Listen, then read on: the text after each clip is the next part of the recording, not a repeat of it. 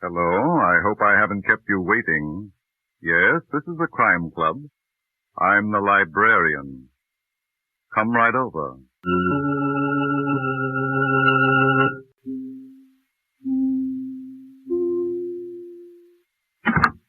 Ah, you're here. Good. Take the easy chair by the window. Comfortable? Now that you're comfortable, relax and enjoy. I'm Bruce Kaplan, your host, welcoming you to another adventure in Radioland, where each week we share with you the greatest fictional mysteries of the golden days of radio, and often we discuss the genre of true crime.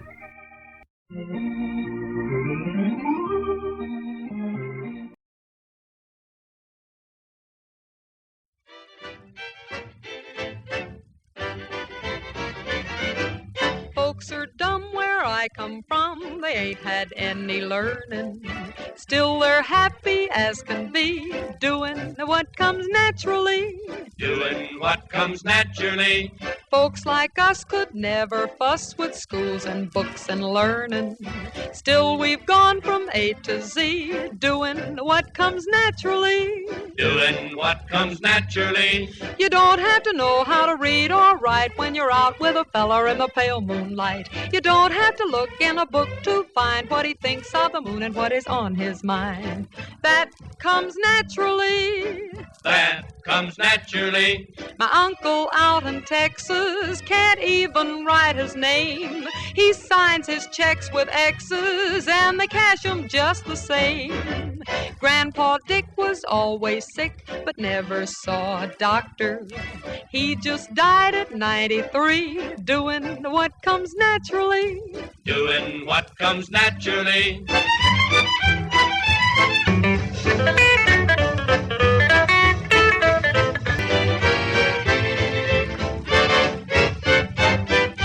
Cousin Jack insured his shack and now he plays with matches. He'll collect, just wait and see, doing what comes naturally. Doing what comes naturally. Uncle Paul heard someone call when he just had 2 deuces. He wound up with aces 3, doing what comes naturally. Doing what comes naturally. You don't have to go to a private school not to turn up your bustle to a stubborn mule. You don't have to have a professor's dome not to go for the honey when the bee's at home. That comes naturally.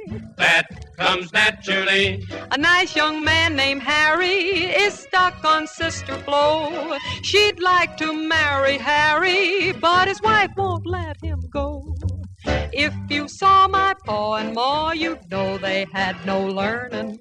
Still they raised a family, doing what comes naturally. Doing what comes naturally. Doing what comes naturally. Doing what comes naturally. This is Bruce Kaplan welcoming you back to another episode of Crime Club. Tonight, as we always try to do, we have 2 fantastic mysteries. The first stars the wonderful actor Gregory Peck. It's a great story with really fantastic twists and turns. The second program is from the Inner Sanctum series, and it's called The Confession. I think you'll really enjoy both of these programs. Recently, as I often do, I went on a cruise to Mexico, and fortunately I was the enrichment lecturer on Princess Cruises. I've been lecturing on cruise ships for over a decade, but this time almost all of my lectures were about old-time radio. I was playing one thrilling episode of The Whistler when suddenly the PowerPoint went blank on the screen. One man in the audience yelled, "Please finish the story. Tell us what happened." Fortunately, the wonderful staff on the Grand Princess quickly solved the problem, and everyone was able to listen to the thrilling conclusion.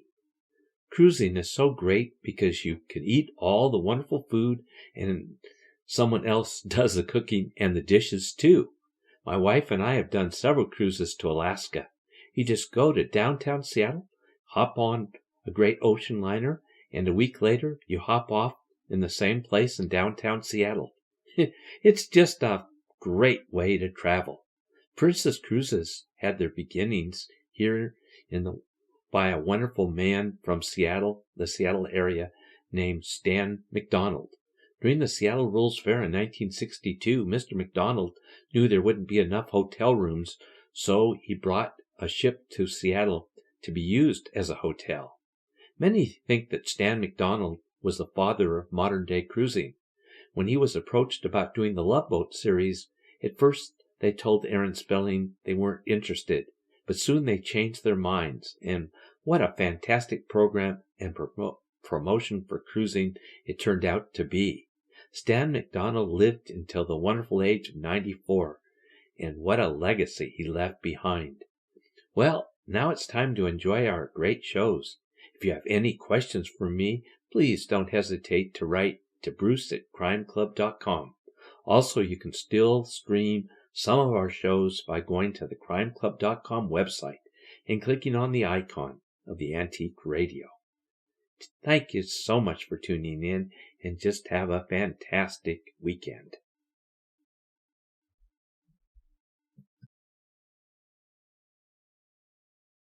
Suspense. Gregory Peck as star of The Lonely Road.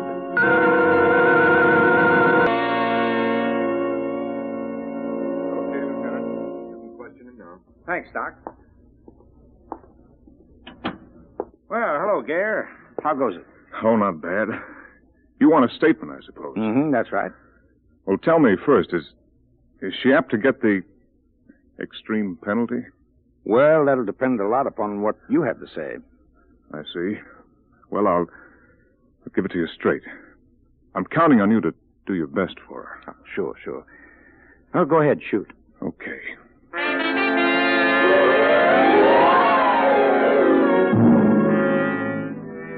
The first time I saw Jenny, she was coming along the road carrying a suitcase. I knew she was headed for our place because it's the only house for miles around there.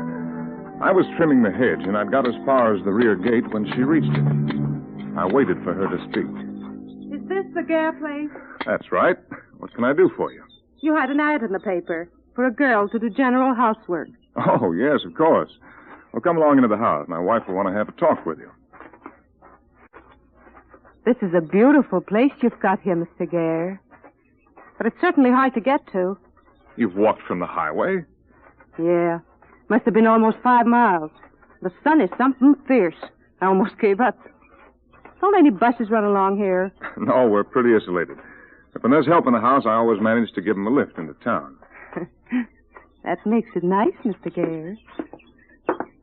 What's your name? Jenny. Jenny what? Jenny'll do. All right, Jenny. In here, please. And Mrs. Gare's a trifle hard of hearing, so you'll have to speak up a bit. Oh, Helen, this is Jenny. She's come in answer to our advertisement. Oh, yes. I'm very glad to see you, Jenny. Won't you sit down?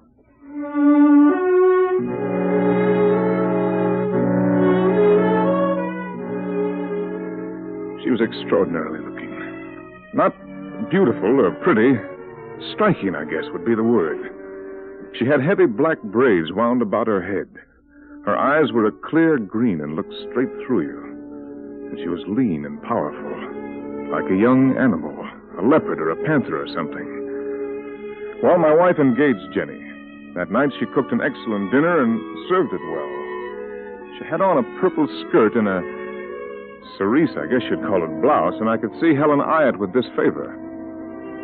Every time the girl came close to me, I could feel the strength of her. And those green eyes watched us as if she was sizing us up. We took our coffee and cigarettes out on the veranda after dinner. You can look right over the orange grove to the hills. It's nice. Steve, what do you think about Jenny? Oh, well, it's a little early to judge. Seems capable enough. That was a darn good dinner, if you ask me. Maybe we're in luck, darling. Maybe. A little more coffee, Helen. Half a cup. You're probably right. There's a sort of, arrogance, boldness about her that makes me uneasy, as if I'd have something to cope with.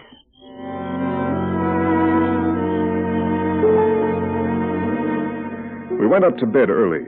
I was pretty exhausted every night with all the physical work I had to do. I turned out the light and for some reason stepped over to the window. Jenny's room was downstairs on the same side of the house as ours in the rear. Her light was still on. She was getting ready for bed, and her shadow, huge and black, lay across the lawn. Her arms were raised to take down those heavy braids. There was something actually classic about the thing. The picture of it stayed in my mind long after I'd got into bed. Well, 2 or 3 days went by, and Jenny... Well, the thing was, you were conscious of her all the time. Wherever she was about the house, whatever she was doing, you thought about her. I was working in the garage one afternoon when she came out there with the butcher knife. Mrs. Gare says you've a whetstone out here. Could I get you to sharpen my knife for me, Mr. Gare? Of course. Just a moment. What's that you're doing? Oh, I'm trying to mend this old bear trap. Oh, are you a trapper, Mr. Gare? Oh, no. Hardly. There's a coyote around that's been stealing the chickens. I'm hoping to catch him. There. Now then, let's have the knife.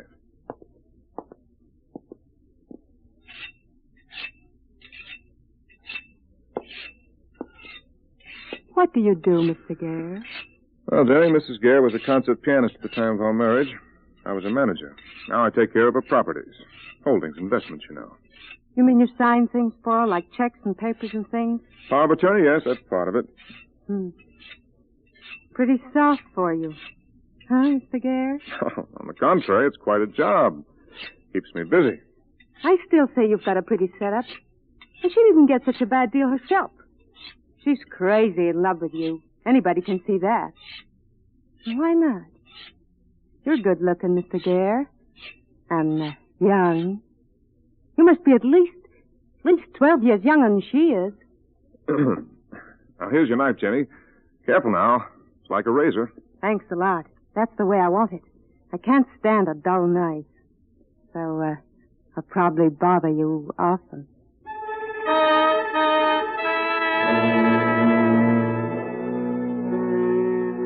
A few more days went by. I finished my trap and set it out near the chicken run, hoping I'd catch my thief. And one night after dinner, we were in the living room.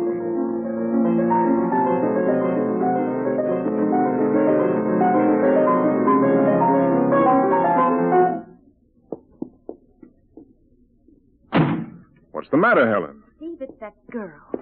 She was standing there in the dining room door listening. Jenny? Well, she probably likes music. What's the harm? Oh, it isn't that. She's always listening and watching. It's beginning to get on my nerves. How about her work? Oh, well, she works hard enough. She's willing and clean as a pin, but... Well, I have a feeling she doesn't respect me, that I just don't figure in her scheme of things. She's just simply taken the place over. I don't even run my own house anymore. Well, fire her, or why don't you? Oh, no, I couldn't. Say the word and I'll do it for you. No, I don't want you to. Steve, frankly, I'd be afraid to tell her to go. She might get ugly and set fire to the house or something. Oh, I never heard such nonsense in my life. What ails you, Helen? Aren't you well? I'm just terribly nervous, Steve. Maybe that's why she takes advantage.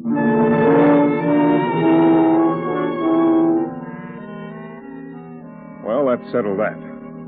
I felt like a heel, though, because I was relieved that Helen didn't want to fire Jenny.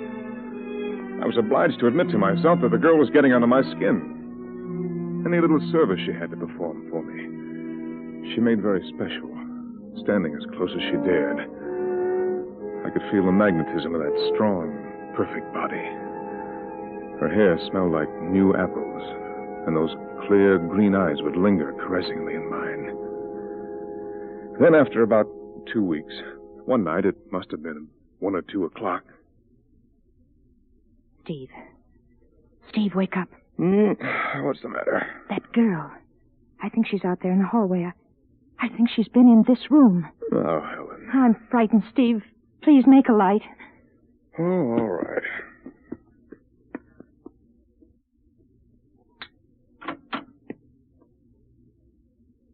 No one around, Helen. You must have been dreaming, dear. Oh, perhaps I was.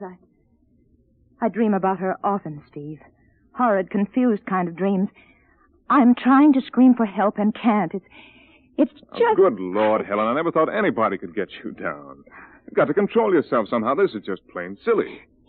Yes.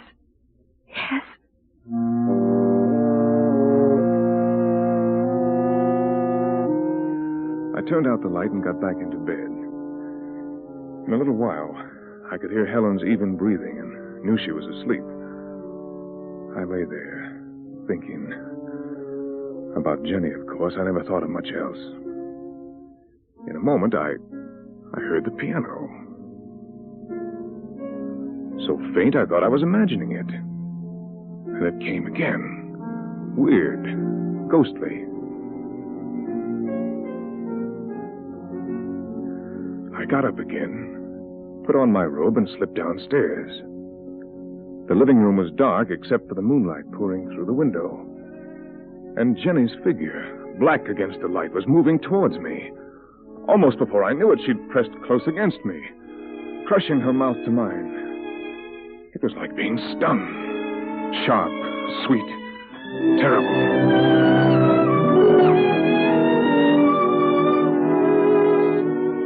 Jenny, what is this?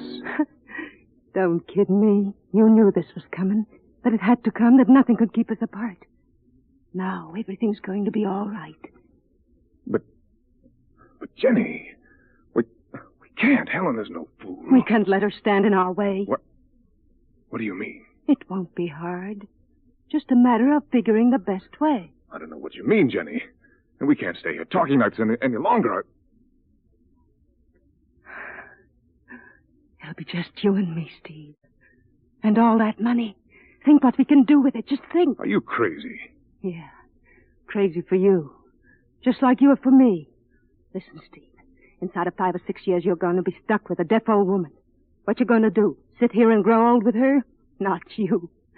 Sooner or later, you'll clear out. So why not now? With me. Why? It's not so simple as you make it sound, my dear. All you have to do is to spread around the town that Helen's going to visit her folks, Mississippi or someplace, and leave her to me. Afterwards, you can say your wife's decided to stay down south, that you're going to sell out and join her. Then we can turn everything into cash and we're on our way. Easy?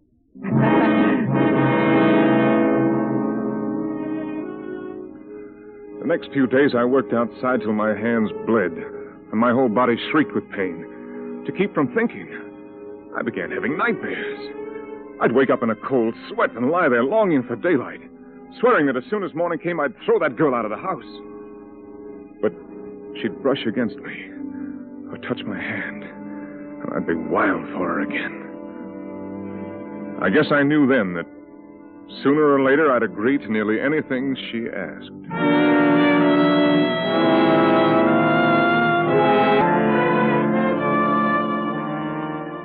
Helen began to get on my nerves. It seemed that every day she looked older, washed out, became deafer. I began to despise her, to want her out of my way, out of Jenny's in my way. One morning at breakfast, Jenny came in and stood there looking at me fixedly. Well, Jenny, what is it? If you're going to town today, Mr. Gare, I've written down some things for the house. Very well, Jenny. If your list's ready, give it to me. I'll be leaving in a few minutes.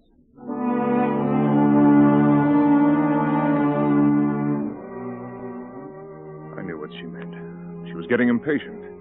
My reply, which she waited for with those green eyes fixed on mine, was virtually a consent to her plan. As for me, I wasn't sure what I meant to do, but I thought it would do no harm, at least, to set the ball rolling. In town, I dropped into the garage and asked the mechanic to look the car over. I said Mrs. Gare was planning a trip to visit her family in Mississippi, that I'd have to drive her into Tucson to take the train, and that my tires weren't so good. After that, I stopped at the realty office. Well, really, Mr. Gare, you're thinking of selling that beautiful place of yours? Oh, it's just a possibility. I don't want any prospective buyers about the place as yet, but my wife is planning a trip south, and I may follow her and remain there permanently. Help such a problem. A place of ours takes a lot of handling. A fellow gets sped up after a while. Well, there'd be no difficulty disposing of the property, Mr. Gare. Well, just let me know when you're ready. And meanwhile, I won't bother you with people coming.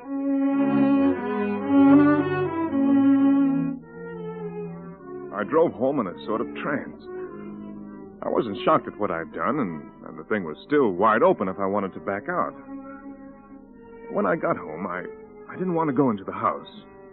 So far, I'd had no luck with the coyote, so I busied myself setting the trap in another spot.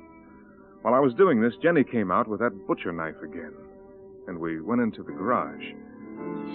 Helen was at the piano.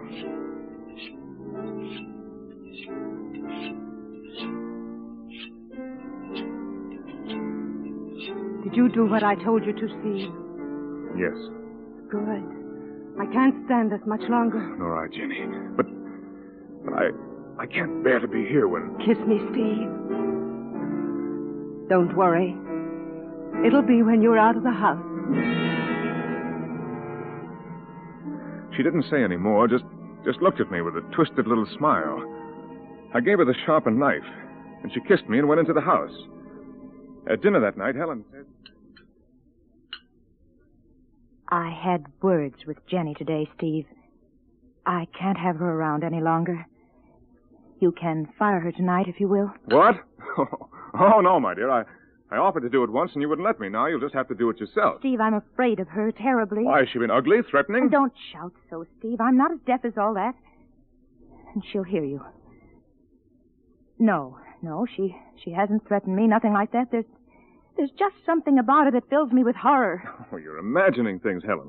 What possible reason could she have for harming you? I don't know, but this house has become a dreadful place. I'm cold all the time, and I'm shaky, and you seem different. You look at me sometimes as if you hate me. Now, see here, Don't Helen, try to reason with me. If she doesn't get out of this house quick, I'll lose my mind.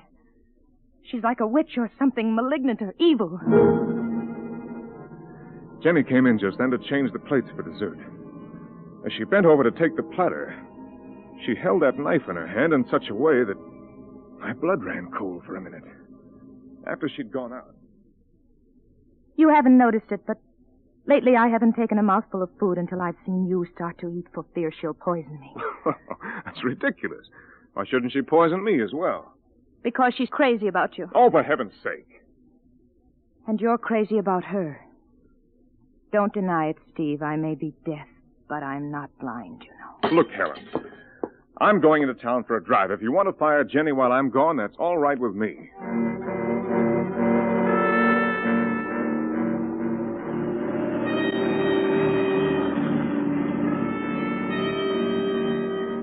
I tried not to dwell on the immediate events, but to think about the time when I'd be free, to go away with Jenny. The drive into town seemed endless, but at last I pulled up in front of the hotel.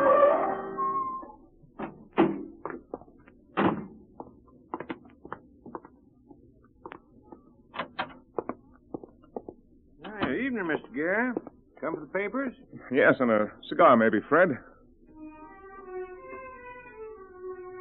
I looked around the little lobby. There wasn't a soul in there that I knew. I watched the people. One minute feeling sorry for them because their lives were so drab. The next envying them because they were so secure, simple.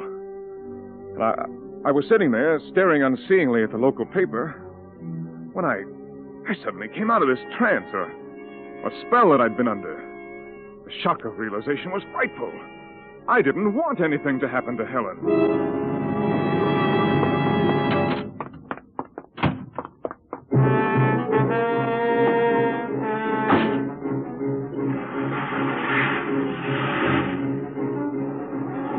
I prayed to heaven I'd get home in time. I kept recalling similar instances of such crimes I'd read in newspapers. I'd always wondered how people could become involved in such things. Well, I knew all about it now. Weak fool to let a coarse preacher like that lead me into such a thing. If only I could be in time. I'd throw that girl out and devote the rest of my life to making Helen happy. Helen, generous, loving, intelligent, and talented. Why hadn't I thought of all this before? Then I saw the car. It was parked at the side of the highway right at my turnoff. I knew it was a police car. I cursed to myself and prayed. Don't let them take long. I've got to be in time for Helen. Please. An officer stepped out into the road and waved his flash. Please, I said to myself. Please.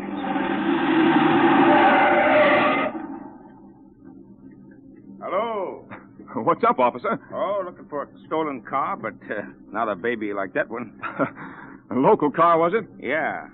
Hey, you better let me have a look at your operator's card, my friend. You must have been doing about 80 along that stretch. Oh, sure. Here you are, officer. Sorry I was overdoing it. I was just in town, and I guess I stayed longer than I intended. My wife's alone in the house and not very well, and I was in a hurry to get home. You live down this road? That's right. Say, maybe that car could have got down in there. I think I'll... No. I mean, I would have seen it. Okay, Mr. Gare. Just take it easy, will you? Certainly will, officer, and thanks. Good night.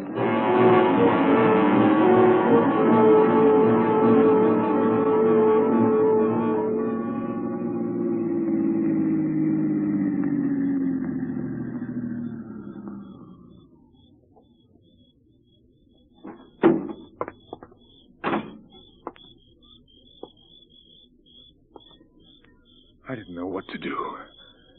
I stood there in the doorway, looking up. There was a light upstairs in the window of our bedroom. It threw a radiance on the screen door and burned with a steady glow, as if it had been burning like that for ages. As if it had witnessed a scene of horror and brooded over it, keeping the secret to itself.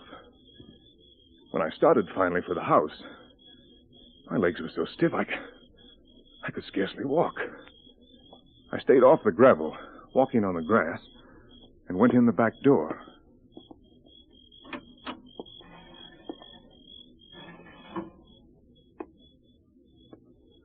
There wasn't a sound. I tiptoed through the kitchen, through the dining room, across the hall. Then I could see the light from that lamp spilling down the stairway at the far end of the dark living room. My heart thumped so loud I could hear it. I wanted to call out, but I didn't dare. Whom would I call?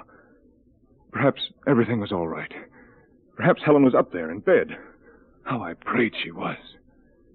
I hesitated on the threshold, thought of glancing into Jenny's room, but that would have looked queer if nothing had happened. I stepped over the threshold. Ah! It was that trap, that bear trap. Somebody had placed it there, ready for me. Who? The pain was excruciating. I wrenched and pulled at the thing. Helen! Jenny, somebody! Come and give me a hand. Oh!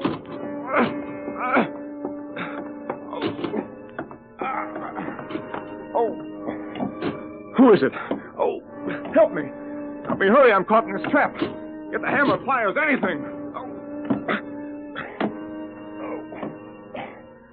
She reached the bottom of the stairs and snapped on the lights. I've never seen such a sight in my life. There was blood all over the place. On the wallpaper, the white paint. Then I saw Jenny, lying on the floor in a crumpled heap, her long braids soaking in Helen's dress. Her hands and face were spattered with it.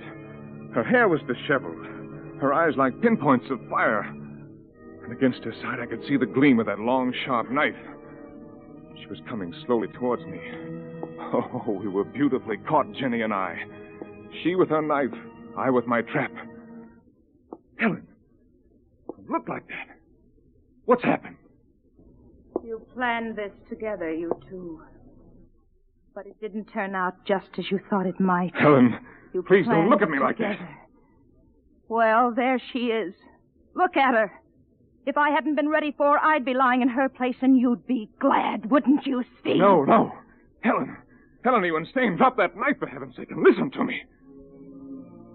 She came closer. I made a lunge for her. With the grip of that steel about my leg, threw me off balance, and I fell forward. She sprang on me.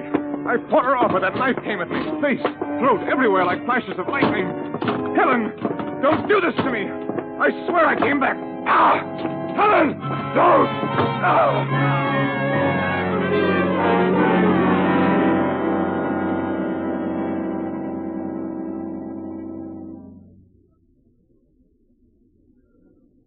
Well, Lieutenant, that police car arrived in time to save my life.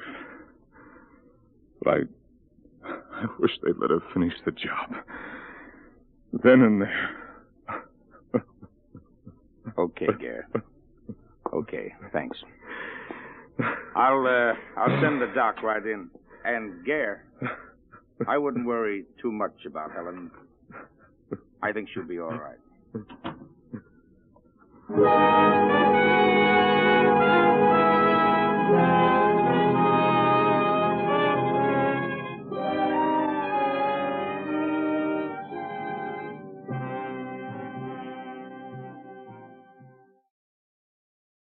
Now we'll take a short commercial break, and when we return, we'll have another fantastic mystery for you. Now sit back and enjoy a wonderful episode of The Inner Sanctum.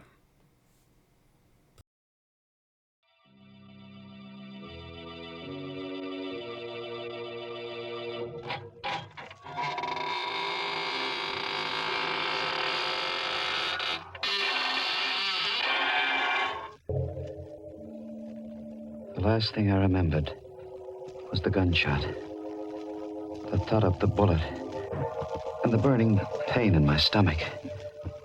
And everything got black. When I regained consciousness, my impression was of blinding whiteness. There, don't try to move, Mr. Sturgis.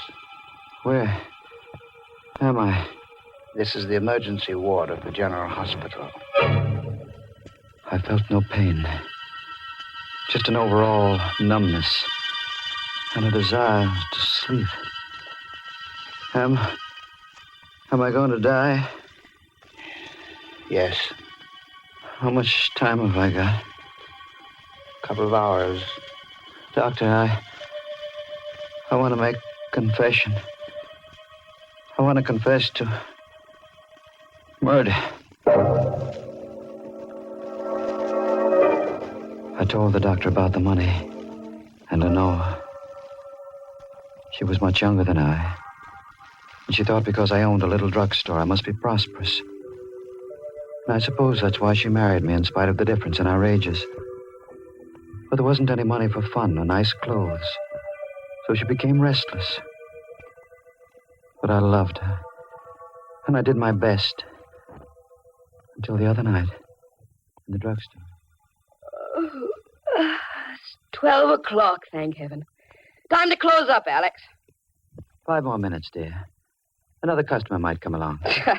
Just like an old man chasing pennies, never getting anything out of life. Be reasonable, dear. I'm trying to make a living for us. Is this your idea of a living? Is this what you promised me before we were married? I know it's not what you deserve, Lenore, but someday... Oh, you make me sick.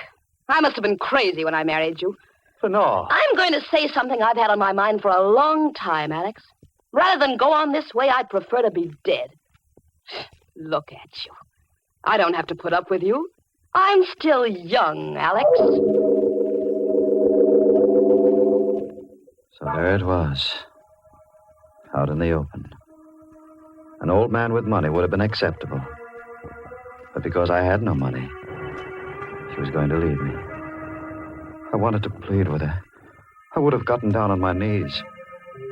But before I could say anything, the street door opened, and a man stumbled into the store. Oh, Alex, look! Help me, quick. I'm wounded. I helped the man to a chair. He'd been shot on the chest, and the front of his coat was covered with blood. His breathing came hard. Bullet, my chest. Patch me up. I'm only a pharmacist. You need a doctor. I'll call Dr. Johnson. No, I don't want any doctor. I want you to help me. Is it because doctors must report bullet wounds? Is that why you want a doctor? Never mind my reason. I got plenty of dough. I'll give you $500 to take care of me. Well, I'd better call the police. No, lady, no. Look, mister, take care of me. Keep it quiet. I'll give you $1,000. $1,000? Let me see the money. Here's a $1,000 bill, but I got plenty more. No. Help me take him into the back room. Oh, but Alex. No, I'll take him myself. You get busy and wipe the blood off the floor. Oh, no, you can't. Wipe up the blood. Do as I say, Lenore.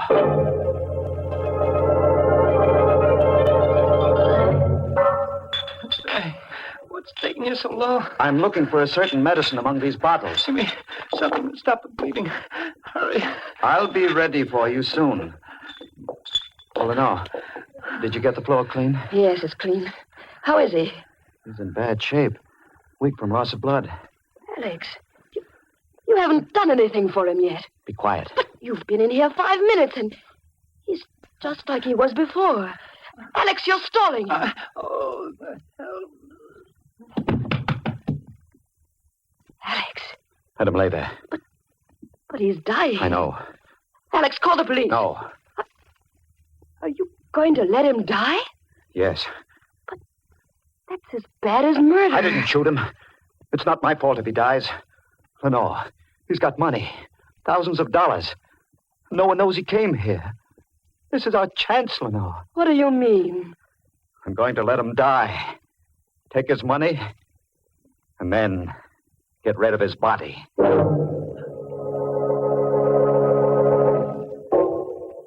He lay still. I stooped and went through his jacket. There was a wallet containing a few $1 bills and a driver's license, which I handed to Lenore. His name is James Kirk. He lives in Hillsborough. His pockets were crammed full of bills of large denominations. Lenore watched, fascinated, as I counted. How much is it, Alex? A little over $78,000. We're rich, Lenore. I'm frightened. There's nothing to be afraid of. All we have to do now is wait until he dies and get rid of the body.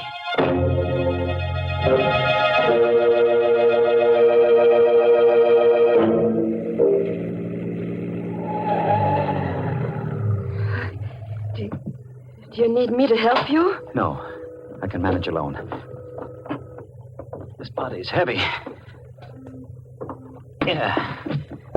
It's through the door. Oh, Alex, he's still alive. Yes. What are you going to do now? It'd be dangerous to wait here until he dies. Anyway, what difference does it make? He'll be dead when he goes into the water. No, that's murder. Call it what you like. We've gone too far now to stop. You wait in the car. I'm going to carry him to the edge of the pier and drop him over the side.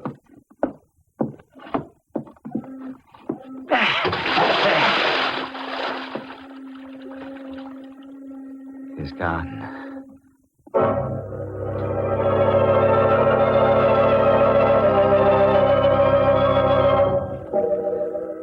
I watched Kirk's body sink into the water. I knew the current in the bay would carry it out to sea. One doesn't picture a middle-aged druggist committing a perfect crime. But I felt sure that I had done it. For I had Kirk's money, and it seemed that no one could connect his death to me. I rejoined Lenore in the car, started for home. After I'd driven for a few minutes, I noticed she was strangely quiet. What's the matter, dear? Nothing. Nothing at all. Something's troubling you. What is it? Nothing. You act as though you're afraid of me. No. You are afraid of me. Lenore, why? I never saw you act this way before. Something's happened to you. You're different. Oh, nonsense. Don't you feel it, Alex? You're a murderer. No. You wouldn't even wait until he was dead. Listen to me, Lenore. Whatever I did for your sake. I wanted the money for you, so you could be happy. Oh, how can I be happy with this thing hanging over us?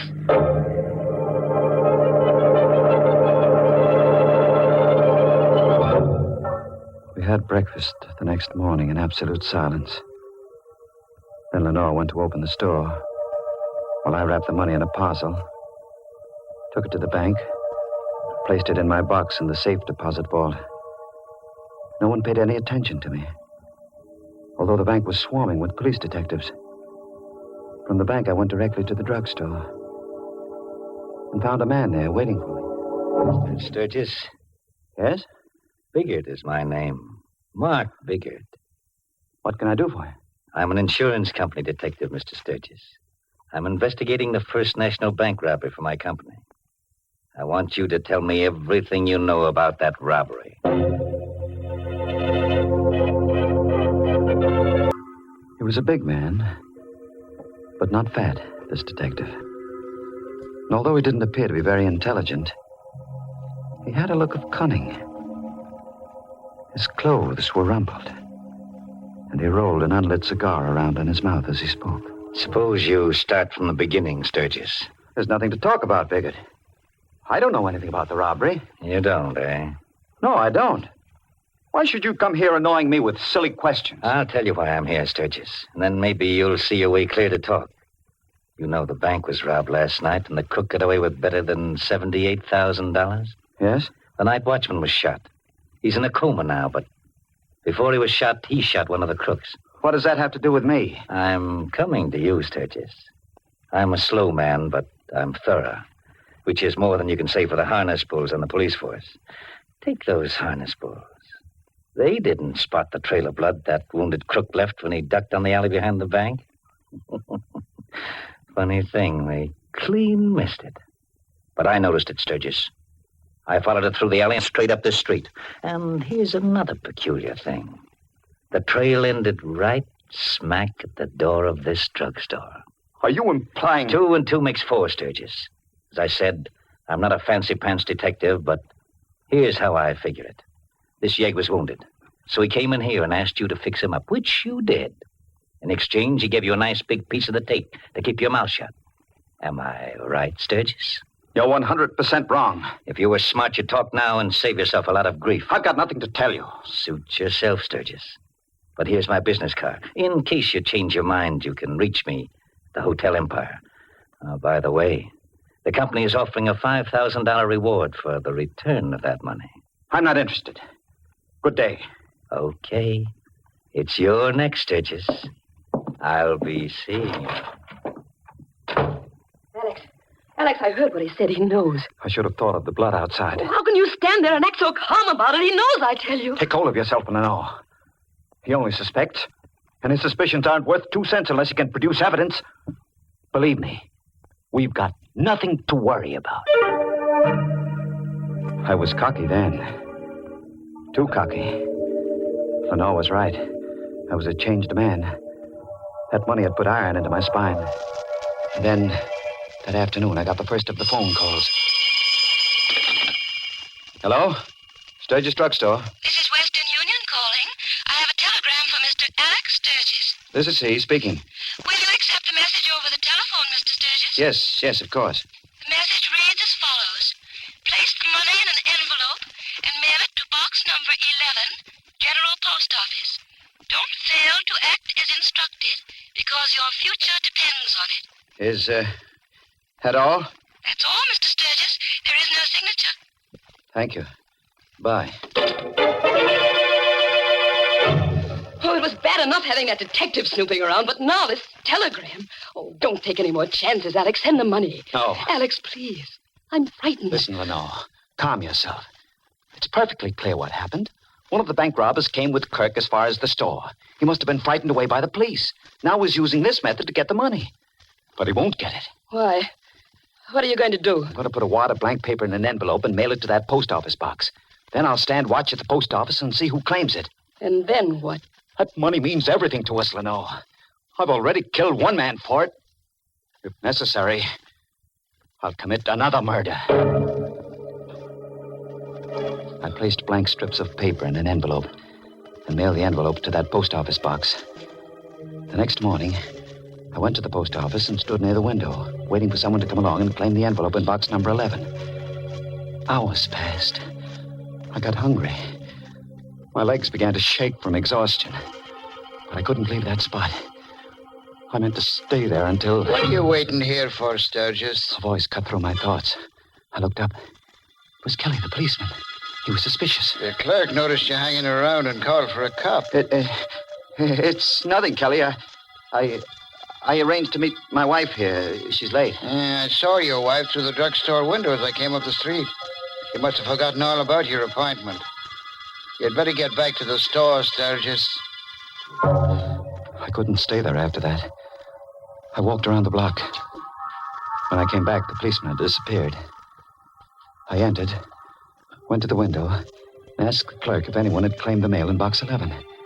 He nodded. The letter was gone. My plan to discover the identity of Kirk's confederate had failed. There was nothing to do but go back to the drugstore. It was empty. I felt a sense of danger as soon as I entered. So I closed the street door quietly and walked as silently as I could to the door of the back room. It was open. And Lenore was at the telephone. Hello. Hello, Empire? Odell? Hello. Connect me with Mr. Biggert, please. Yes, Mr. Mark Biggert. Hang up, Lenore. Hang up the receiver. Alex! You were calling that detective.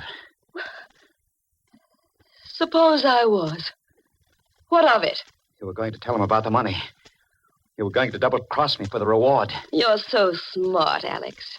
What are you going to do about it? Lenore, don't you understand? I don't want the money for myself. I took it for you, to give you the things that will make you happy.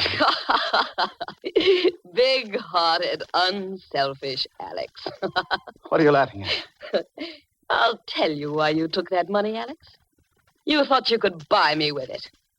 Well, you're wrong. I wouldn't stay with you if you had all the money in the world. Lenore, would you leave me after all that's happened? I'm packing up right now. No. You can't stop me. I love you, Lenore.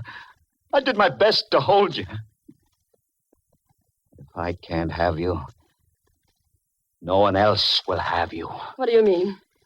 Alex, stay away from me. I'm going to kill you, Lenore. Alex, no. Don't. I'm going to kill you, my darling. Let go of my throat. Alex, please. Let go.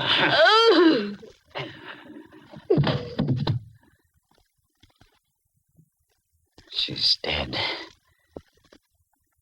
All men kill the thing they love. And I've killed you, Lenore. I felt empty, drained of all emotion. I buried her body in the cellar of the drugstore.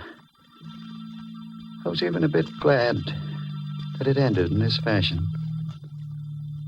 For now, Lenore would be with me forever. Did I say it was ended? I was wrong. I found no peace. For the very next morning, Biggert came to the drugstore. Good morning, Sturgis. Nice morning, isn't it? What do you want? Just stopped by to have a chat, Sturgis. Been giving a lot of thought to the First National Bank robbery. You know, that night watchman came out of his coma this morning. Why, tell me about it. I thought you might be interested. Here's an angle, Sturgis. The watchman says the robbery was pulled by only one man. One single crook, and he was shot. Nice angle, isn't it? Is it? Yes, it gave me a new idea, Sturgis. Now, I'm no Sherlock Holmes, but I figure it this way. That crook came in here and asked you to fix him up. We've gone through this before. I'm going to take it a little further, Sturgis. The crook asked you to fix him up, but you got a peek at all that money. So you let him die, took the money, and disposed of the body. How's that for a theory? Very clever. But can you produce the body? No, the police haven't been able to locate it, but I'm not discouraged, Sturgis. Those harness bulls aren't very smart. I'll find that body. And when you do? I'm an insurance company, Dick Sturgis. I want that $78,000. When I find that body, I'll come around here and you'll cough it up. I've told you before I know nothing about that robbery or the money. Now I've got work to do.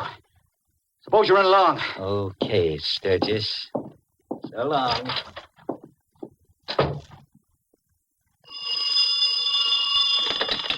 Hello. Sturgis Drugstore. Western Union calling. I have a telegram from Mr. Alex Sturgis. This is he speaking.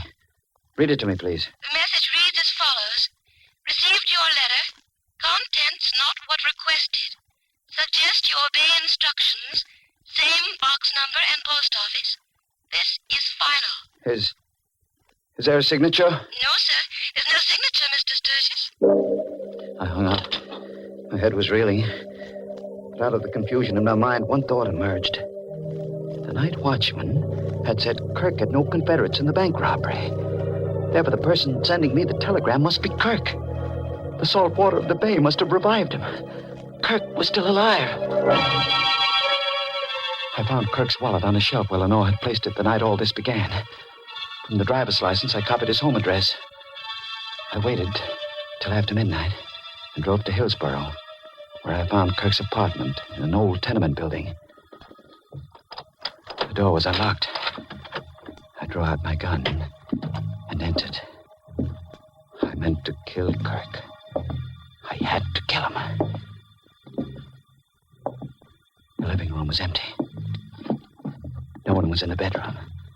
I turned, walk back to the living room. Drop that gun, Sturgis. Quick, drop the gun, quick. I'm not taking any chances with you. How did you know? How did I know you were going to come here, Sturgis? Sit down in that chair by the table and I'll tell you. You sent the telegram. Yes, I sent them. You got me to think that Kirk was still alive. That's right. And you followed me here. You trailed me. It's all clear now, isn't it, Sturgis? You take 2 and 2 and add it up and it comes out 4. Now, where's the money? The money? We're going to cut out the cute stuff, Sturgis. I want that money. Now, where is it? It's in a medicine jar. On a shelf. In the back room of the drugstore. All right, let's go, Sturgis. First, you'll give me the money. Then I'll take you down to police headquarters. We drove to the drugstore. I led him into the back room. I knew exactly what I was going to do. On one of the shelves was a bottle of hydrochloric acid. Biggett thought it was the bottle containing the money. I reached up, uncorked the bottle, and flung the burning liquid into his... Ah! I'm blind. I'll kill you for this, Sturgis. If I could only see you. Where are you, Sturgis? Sturgis, where are you? I was huddled against the wall. He stood between me and the door, screaming in pain, firing his gun blindly. The first 3 shots missed, but the 4th bullet struck me in the stomach.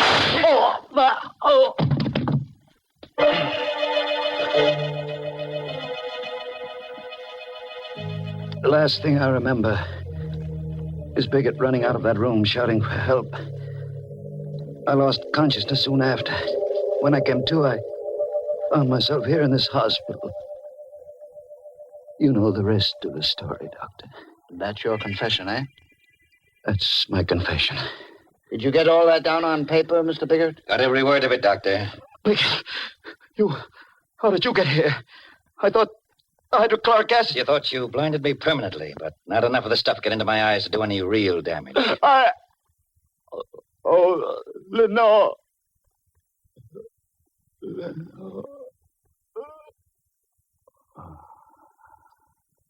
He's dead, Biggert. I've seen a lot of funny cases in my time, Doc, but this beats them all.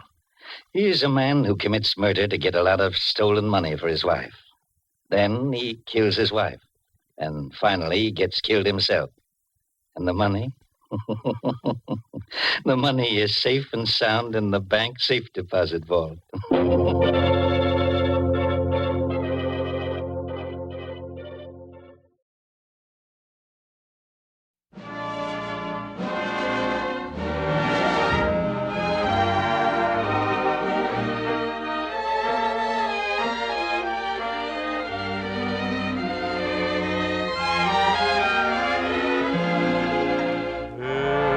It's a grand night for singing. The moon is flying high, and somewhere a bird who is bound he'll be heard is throwing his heart at the sky.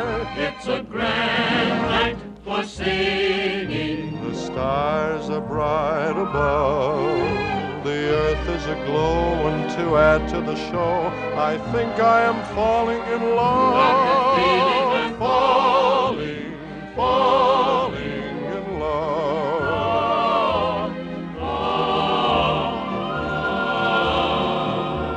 Maybe it's more than the moon. Maybe it's more than the birds. Maybe it's more than the sight of the night and a light too lovely for words. Maybe it's more than the earth, shiny and silvery blue. Maybe the reason I'm feeling this way has something to do with you. It's a grand night for singing. The moon is flying high, and somewhere a bird who is bound he'll be heard is throwing his heart at the sky. Oh, it's a grand night for singing. The stars are bright above. The earth is aglow, and to add to the show, I think I am falling in love.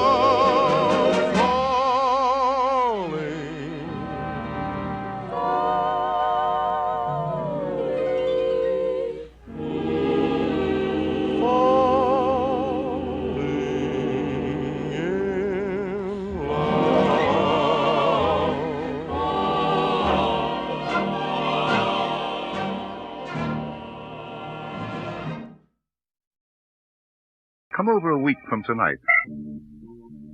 And we'll look for you next week.